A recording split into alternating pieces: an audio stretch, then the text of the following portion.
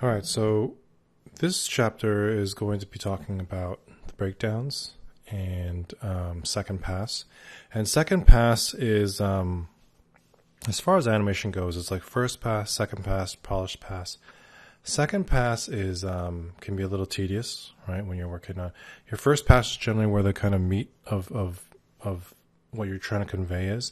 Second pass is a lot of breakdowns and stuff like that. And I thought instead of kind of just kind of having you watch me do hours and hours of second pass animation where it's just kind of like tweaking here and there, adding in breakdowns. I want to kind of show you the second pass that I did and just talk about it a bit more and get into like the big beats and the kind of important tips that I want to talk about. And I think things that hopefully you'll want to actually get out of seeing somebody doing a second pass. So this is the first pass that we left off at, right? A lot of key poses and just the kind of general big beats of what we were doing. I want to show you the second pass that I ended up with, and it's a more polished take on what I have, right? Things are feeling a bit looser, things are feeling a little bit weightier and smoother. Hopefully you can find that they're feeling a lot smoother. And I just want to talk about how I got to this point, basically, right? And I'm going to look at this right here. And let's kind of break it down hit by hit, okay? This one, yeah, let's just talk about this particular hit right here. It's a pretty quick hit, this one. Now my general timing stayed the same on it. And if you look at my keys here, I basically did a lot of different things where I've added the graph editor up here. Like I can pull that out. There we go. And this section here, right? I take a look at the Y translate here, and what I'm doing is I'm hitting, like before I was hitting a pose just to frame 6, and I want to hit my translation up a little quicker, right? And hang on that a little bit more, hang on the up, and then come down harder on it, right? So those are the kind of things that I wanted to do when I was getting into my second pass.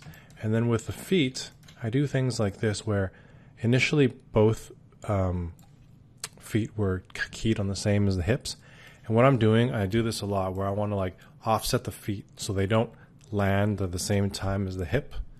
And for this particular case, I actually land mine at frame 7, which is one frame after my hip, right?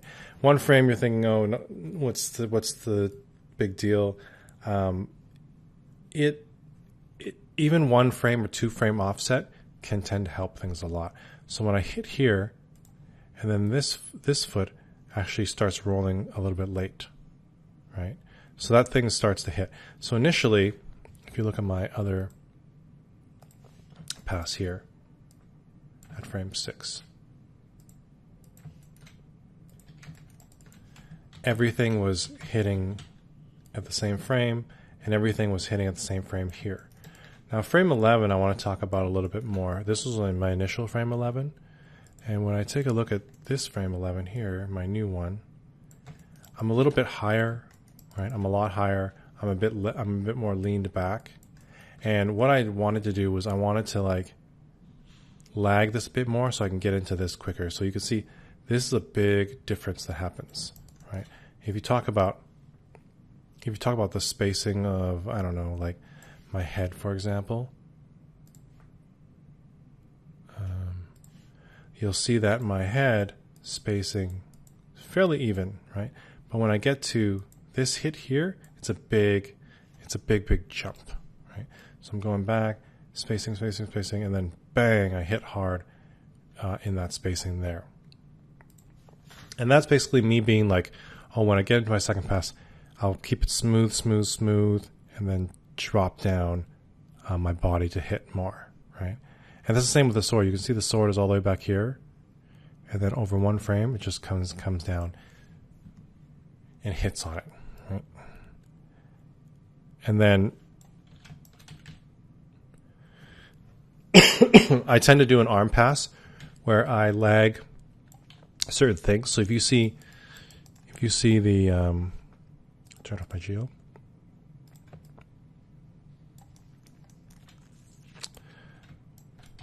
If you see my hand here, initially, if you look at my other scene file, this hand, you see how it's rigid, super rigid, right? It goes up and down, up and down.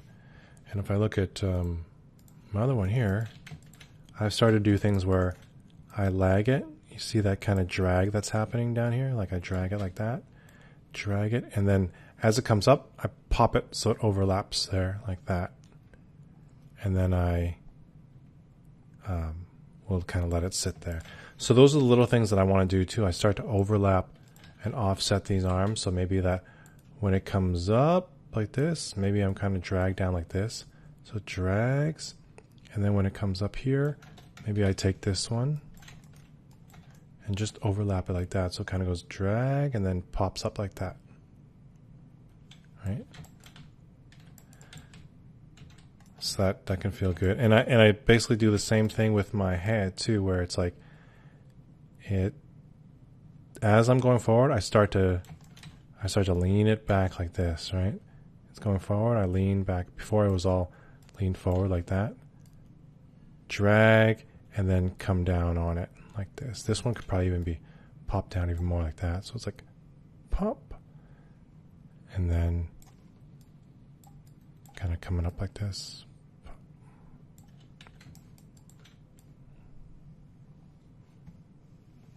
Yeah. So if you notice, I haven't done a lot with the sword. I'm actually going to do that. I'm going to do the sword actually in real time because I think that's kind of important to watch. When I do the sword, I'm going to track the arcs on it, and I'll show you how I do that.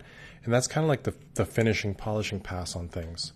So this is basically what I want to see, except for the sword, pretty much. Now let's kind of go to the second attack here, this one.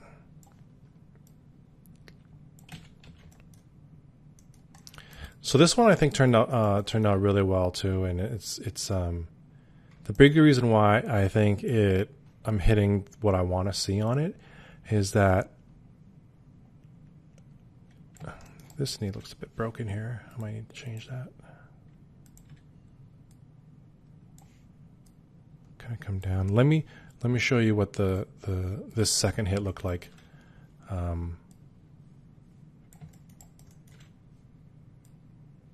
In my first pass.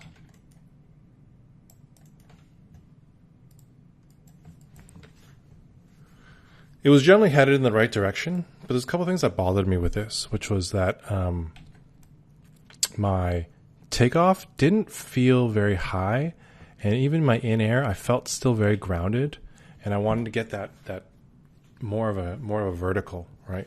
Anytime you do combat, it's not just moving forward like horizontally that helps, but if you can get some kind of nice contrast where you're going up and down vertically and getting some nice translation Y on it, that really helps a lot, right? And another thing that looks weird in my first pass is that my sword is kind of just coming along for the ride, and the feet are in a good position, but they could just be polished a little bit more. So if I talk about this second pass here,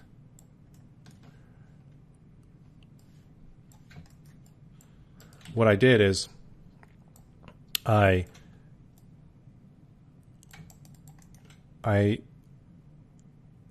had it step when I stepped out here like this. I basically had what I did is I took my Y translate. Oops. This one here. Took my Y translate. And I really pushed it up, way up here. Like I raised it way up above where it was in my first pass. So it really takes off up at the top.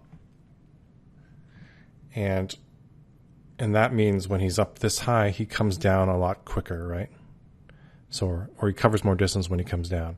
So he drops down, and I have this pose. This was a really important pose, frame 34 here. And, oops, I did it again. So there we go. On this one here, when I come down, see how in my first pass, it kind of bends down and hits before I even hit the ground? And that's not what you want. You don't want this kind of pose. And that's fine to be in first pass, like I said, but when you're in second pass, you need to be going into like this pose. And this was my original pose too, but like getting this one so it lags behind even more. And things I love to do is you take a look at my chest here.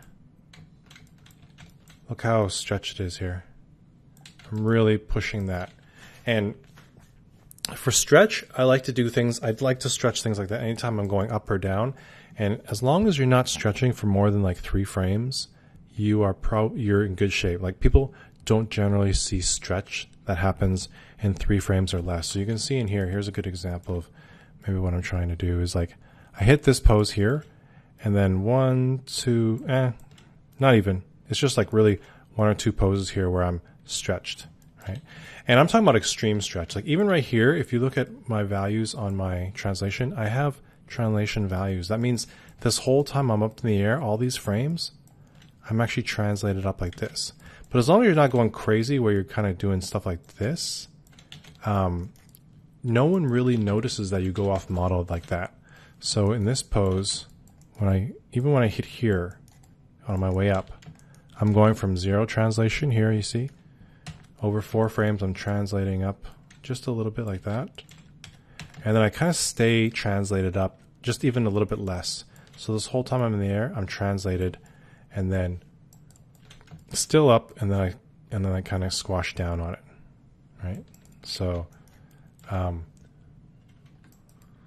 that's a really big thing that kind of gives it that organic feel when you can put those little translates in there.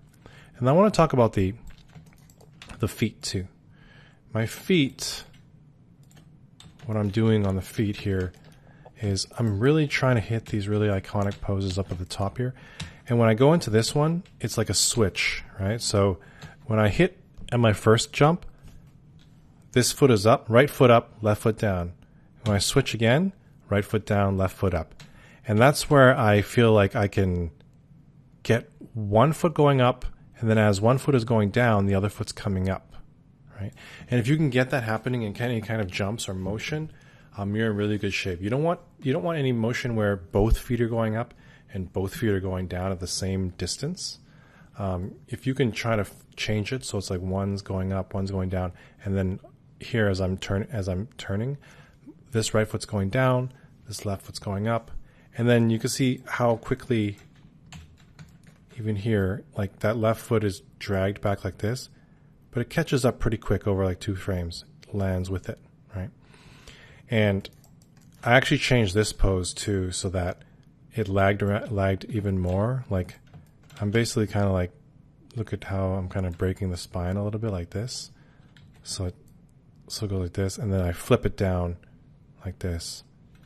And then as I hit here, another thing I did is that I like for things to overlap. So when my hip drops down here, my chest is lagging, my arms are lagging. When my chest drags down, when my chest hits down here, my arms are lagging, and then my arm kind of, you see how my arm keeps going after my body is already down?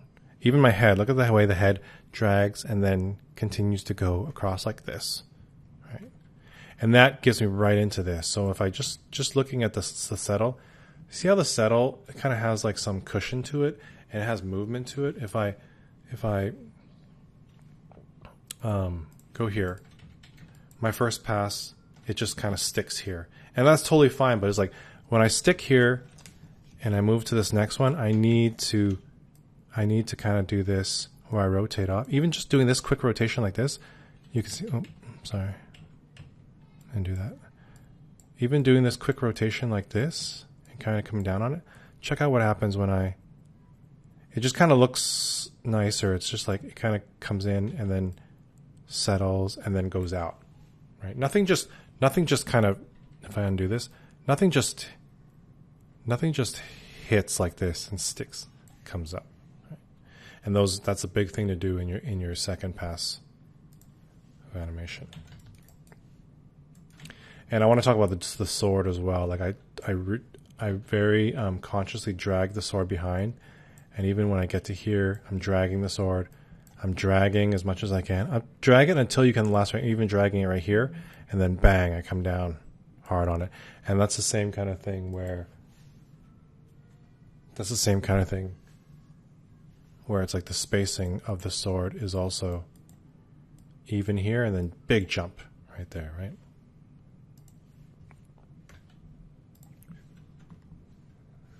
All right. That's the kind of big things I want to, and talk about dragging the arms and the head. Let's talk about the third one, third hit. Third hit is pretty complex, I think. So you can just see how I ended up after my second pass. If we take a look at the first pass of animation. Here I can.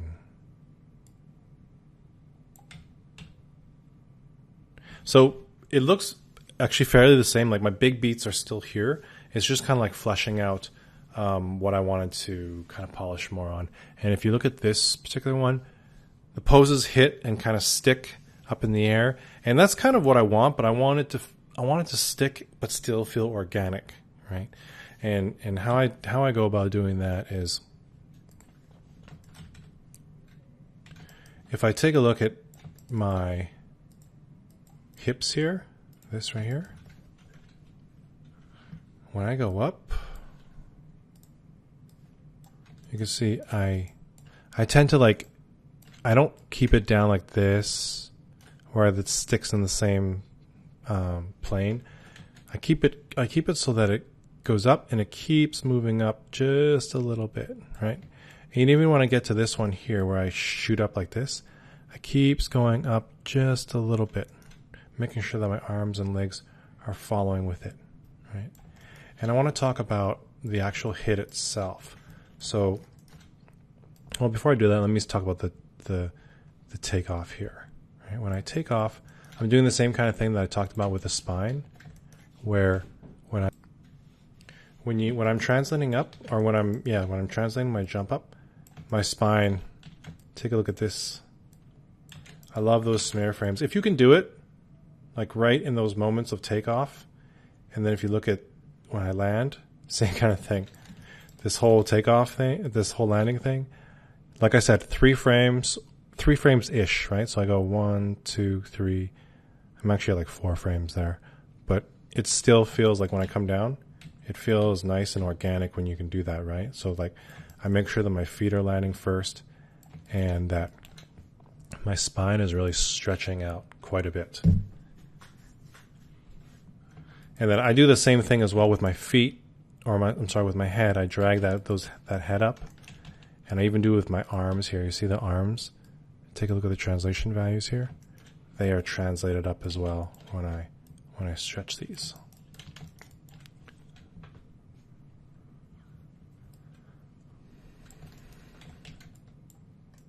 All right.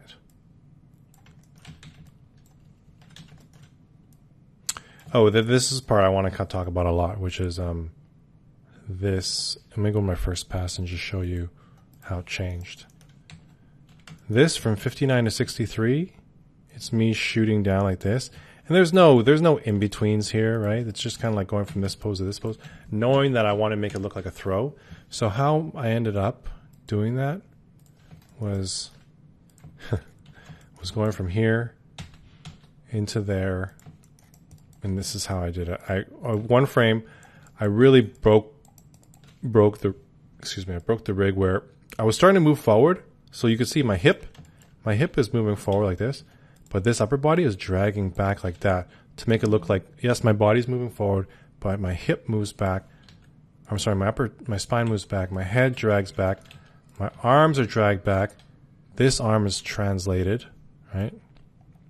And then as I start to move, look how I smeared this arm here, right? I translate my FK, and even this one, obviously that needs to be fixed.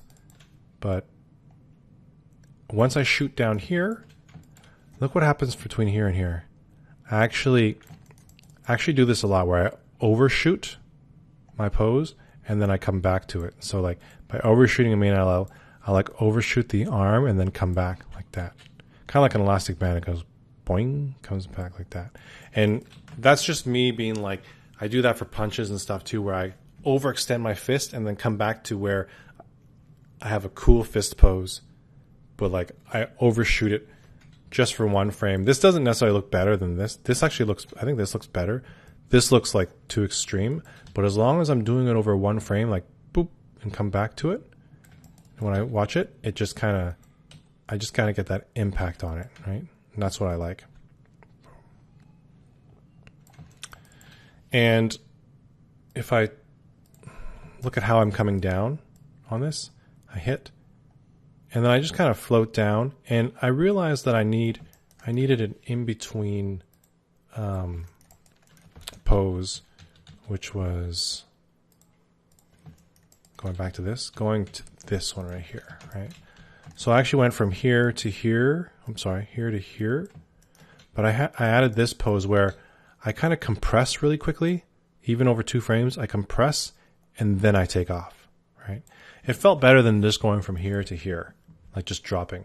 So anytime you're kind of up in the air and you need to kind of, you're not doing a traditional jump like this, I'm already going up. I just kind of like compress for a quick second and then come down.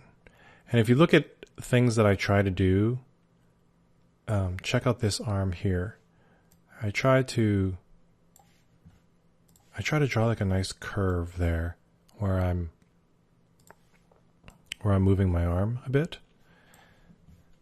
And I'm always thinking about those kind of things when I'm going, like what kind of arcs are my arms using, basically, or drawing in a way. And then from when I get down here, I know that I wanted to grab the sword, right? And the sword, as soon as I land, I put both hands on it, and this is how I achieved that, which is basically, I took the IK, right? I'm in FK right here, and then bang, I snap into IK right here. Over one frame, I do an IK blend. And then from here on out, I'm in IK, so I can move the body however I want, and my IK is not moving. My IK hand is not moving, right? And then as I'm sitting here, I know once I pull that sword out, I'm going back to IK. So you can check this out. I'm in IK for about, 8 frames or so. And as soon as I pull that sword out, bang, right there, I jump back into FK. Okay. And then I pull that sword to make it look a bit cooler. And this head probably should be kind of still looking that way, like that.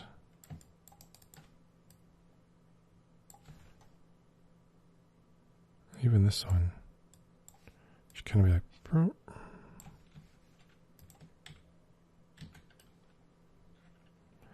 actually this head should still be kind of like this.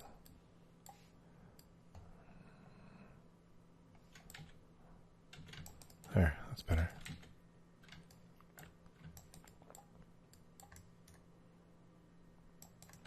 And then when I hit down here and pull it back, there's some key poses that I really want to do, right? Which is like, as soon as I pull, I kind of want to have like this kind of C-shaped pose.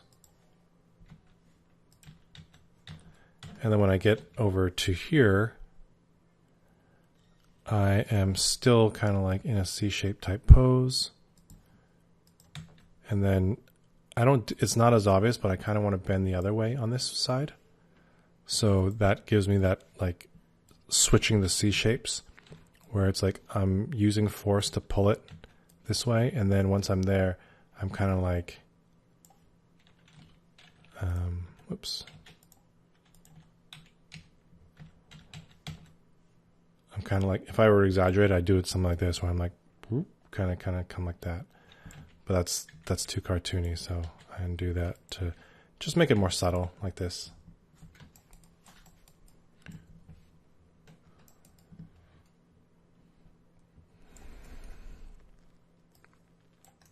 So all in all, it was about 3 or 4 hours doing this.